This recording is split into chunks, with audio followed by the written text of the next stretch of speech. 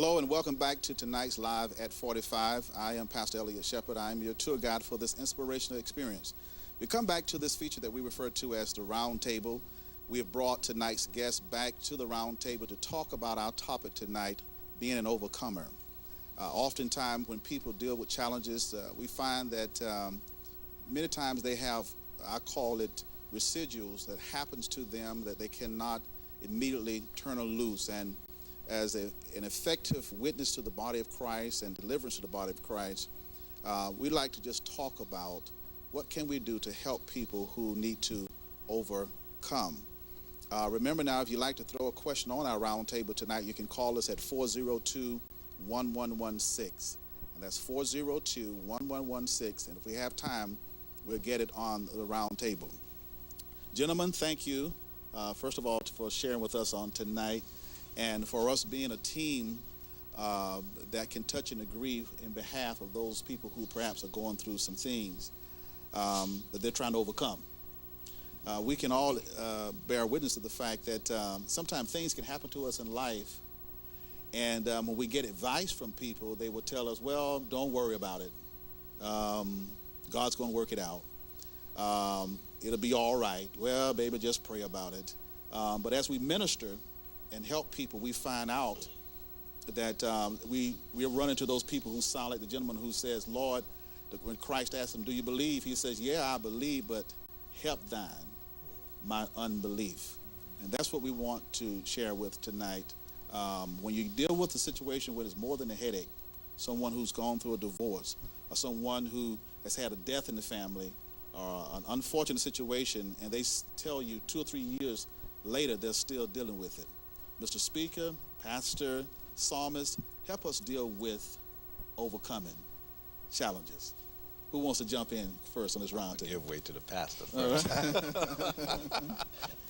found that a lot of times people lose their confidence when they go through something like that. And we all hit those sections in life where we feel like we're isolated. God's put us out there. We're going through this, and it doesn't seem like we can get past it.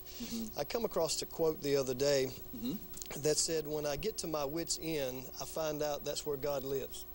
And that is so true in a lot of our lives. When we get to the point where we've done all we know to do.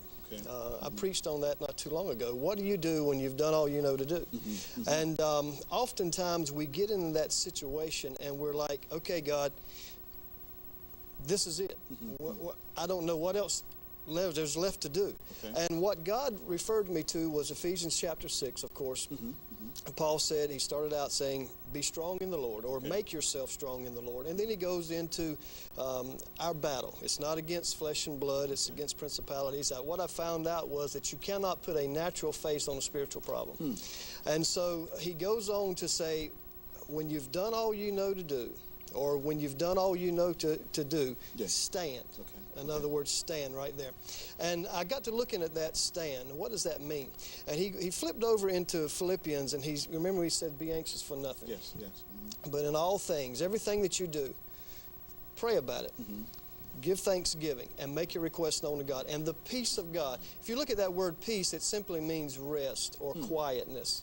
The peace of God which passes all understanding. It's far above your intellect. Okay, I was going to ask you that it's far above understanding means it's really sort of out of your realm to even know how God will sustain you during those particular times. Logically, if someone would ask you, how are you dealing with what you're going through, above and beyond the peace of God, I don't know. It's beyond my understanding, but he gives that power to help you make it through that. He gives it to you, and what it does, it actually lifts you above your situation. And he says it goes on to guard your heart and your mind. He gets you to a place where your mind won't talk your heart out of believing that God will get you out of it.